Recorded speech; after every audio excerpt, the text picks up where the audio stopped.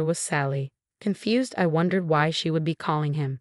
Before I could think too much about it, my husband returned and quickly grabbed his phone, rushing off to the bathroom. I tried to brush it off, but the message from Sally lingered in my mind. I need to see you urgently. Was Sally messaging my husband? Could he be cheating on me? These thoughts raced through my mind, but I couldn't find any solid answers. Since then, I never had another opportunity to check his phone. I'm feeling a bit peckish. Oh, sorry, sweetheart, I got distracted, I said as I lifted my niece into my arms. She looked up at me with those innocent eyes, melting my heart. If Sally is really having an affair with my husband, it means she's putting her desires ahead of her own child. How could she abandon such an adorable little girl? If my suspicions are true, I don't know if I could ever forgive either Sally or my husband. Here are the findings from the investigation. Thank you, I said, trying to steady my voice as I accepted the report from the detective agency I had hired. The results confirmed my worst fears. My husband was indeed having an affair. It hit me like a ton of bricks, but I managed to hold back my tears. I had mentally prepared myself for this moment. As it turned out, my husband and Sally were deeply involved in this affair. It wasn't just a one-time mistake or a brief lapse in judgment. They had been meeting several times a week, going to great lengths to cover their tracks. Looking back, I recalled how my husband, typically punctual and returning home from his government job, suddenly started working late on the days Sally brought my niece over. He always had some excuse ready to defend Sally's actions when she left her child with us. Why hadn't I noticed these patterns before? They both often came home at the same time, but I never connected the dots until now. Receiving the report, I was overwhelmed with uncertainty about what steps to take next.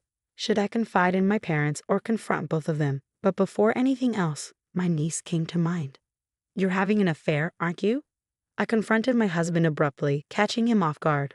What? No, what are you talking about? Don't spout nonsense, he retorted, clearly taken aback by my accusation. You're cheating with Sally, aren't you?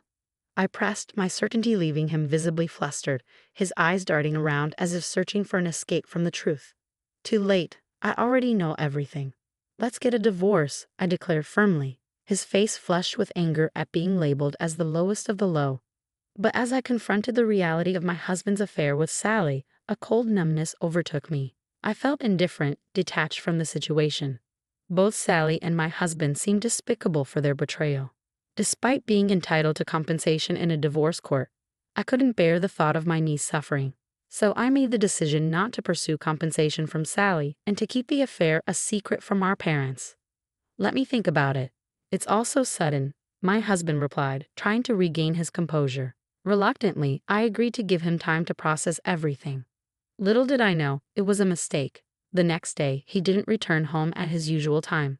I waited anxiously, wondering if he and Sally were scheming something together. Despite my concerns, I chose to wait without reaching out to him. I was startled by the sound of a child crying nearby. Stepping outside, I couldn't believe what I saw. Annie, my niece, wrapped in a blanket, stood alone in front of my house, looking lost. My heart sank as I watched Sally and my husband speed away in their car. I hesitated for a moment, torn between chasing after them and staying with Annie, who was crying inconsolably. In the end, I couldn't leave her behind, so I stayed and watched their car disappear into the distance. How could they abandon a child like that? What if something terrible had happened to Annie while they were gone? The mere thought sent chills down my spine, filling me with anger towards the two people who could so callously neglect their responsibilities. They weren't human, they were monsters. As I lifted Annie into my arms, I noticed several papers bundled up with her blanket. Among them were divorce papers with my husband's signature and letters from both him and Sally. They apologized for their actions, expressing their love for each other and their desire to be together. They left Annie in my care. Reading those words filled me with a tumult of emotions: frustration, anger, and a profound sense of betrayal. Unable to contain my feelings any longer, I broke down in tears, overwhelmed by the sudden and drastic turn of events. I decided to confide in my parents about everything that had unfolded, including Annie being abandoned. They rushed over as soon as they could. Through tears, I showed them the evidence of Sally and my husband's affair, explaining the whole situation. Mom hugged me tightly, offering comfort, while Dad's hands trembled with anger. "What's your plan now?" Dad asked, his voice tense with emotion. "I'm filing for divorce," I replied firmly. Good. That's the right decision. We'll need to discuss this with your husband's parents as well. Dad insisted. My parents were determined to sever ties with Sally. They made it clear that even if she sought refuge with them, they wouldn't offer any help. Annie is our precious granddaughter. We'll take care of her, Dad declared, his gaze resting on Annie, who was peacefully sleeping. Mom's eyes were downcast, tears welling up. No, I'll take care of her, I asserted, my decision unwavering. You don't have to do that. Consider what they've done. You don't owe them anything, Mom urged, concerned that I might be swayed by Sally and my husband's letters. But my resolve was firm. Annie is incredibly dear to me. I see her as my own child. I want to adopt her, I explained. My parents seemed troubled but respected my decision. They assured me of their support and urged me to consult them whenever needed, which brought me some comfort. The next day, I decided to inquire about my husband's whereabouts at his workplace, only to discover that he had already resigned. I was certain he had vanished without a trace. When I checked our bank account, it was wiped clean. I couldn't help but be impressed by how swiftly he had managed to empty it all in just one day. However, only a small portion of the money, which was in an account my husband had easy access to, had been withdrawn. The rest of our savings were safely tucked away in another account. I had made the decision to transfer the funds as a precaution, and now I was grateful for that foresight. It was a small move on my part, but it saved us from financial ruin. I also reached out to Sally's ex-husband, hoping he might want to be involved in his daughter's life, but he showed no interest. It pained me to think about my niece's situation, but I was determined to give her all the love and care she deserved. After finalizing my divorce, I officially adopted my niece. Together, we embarked on a fresh start in a new location. Life presented its challenges, but it was also filled with joy. My niece taught me the highs and lows of parenthood, and as the years went by, I cherished every moment, especially the day she called me Mom for the first time. Despite the hardships we faced, the love I felt for my daughter gave me strength to persevere. Balancing work and parenting, a decade flew by in the blink of an eye. Then on the day my daughter turned 14, I received an unexpected call on my cell phone. Mom, there's a call for you, my daughter called from the other room. Okay, I replied, glancing at the screen, which displayed only a phone number. I wondered who could be calling. Curiosity piqued, I answered, and a familiar voice greeted me from the other end. Hi Marie, it's Sally. It's been a while. It was Sally. Even after all these years, she spoke as if nothing had changed. Her casual tone made their sudden reappearance feel surreal. Mom, are you okay? My daughter asked, concern evident in her voice. Yes, I'll handle it, but you should stay back. Can you call Grandma and let her know Sally's here? Phil, do you understand? I instructed my daughter, sensing the seriousness of the situation. She nodded firmly and quickly made the call to my mom. As she did, I closed the door to the living room, preparing myself for what was to come, and then opened the front door to confront Sally. I knew you were here. This isn't acceptable. You're disturbing the neighbors, I stated firmly as I faced Sally, who stood on my doorstep. Well, you took forever to answer the door. Isn't that right? Sally retorted casually. It's been too long. Behind Sally, my ex-husband stood awkwardly, a surprise I hadn't anticipated. The two of them, who I hadn't seen in a decade, looked different. My ex-husband appeared worn out, while Sally seemed to be trying to maintain a youthful appearance but instead appeared older than her years. I'm not comfortable with this sudden visit. Please leave. I came for my daughter. Is she here? I demanded.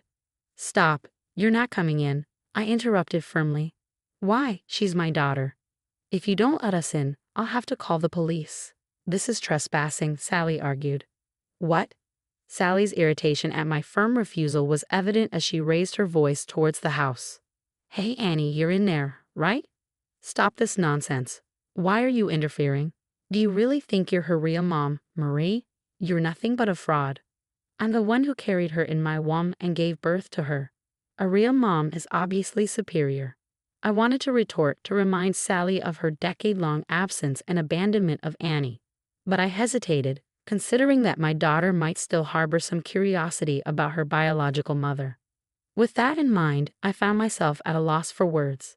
Seeing my hesitation, Sally laughed triumphantly and pushed past me, striding into the house. Annie, Mom. Ha, you've grown up. I'm your real mom, Sally declared. Confused by the sudden intrusion, my daughter looked at Sally with a mix of fear and uncertainty. Sensing my daughter's unease, Sally's expression twisted into one of displeasure. Has this woman been filling your head with lies about me? It's all untrue. She's the one who took you from me and pretended to be your mom. I'm your real mother, Sally insisted, her gaze shifting from me to my daughter. My daughter, angered by Sally's attitude, exclaimed, "Liar." "Yes, your aunt is the real liar, not me," Sally retorted. "What?" My daughter pointed directly at Sally, stunning both of us with her unexpected outburst. "Do you know how old I am? I'm almost 16, not 15. My mom raised me all these years, but she never told me about you. Still, I remember a little about you." Both Sally and I were speechless as my daughter continued, "I remember you yelling at me, not giving me food." "What? I never did such a thing," Sally denied vehemently. "You're not my mom. I have only one mom, not the one who gave birth to me, but the one who cared for and loved me.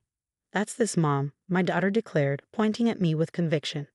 My daughter gripped my sleeve tightly, and a surge of emotion overwhelmed me, threatening to spill tears. "What?" Sally exclaimed in frustration, her hand lifting as if to strike. Instinctively, I moved to shield my daughter, but Sally's movement abruptly halted. "Dad, it's you."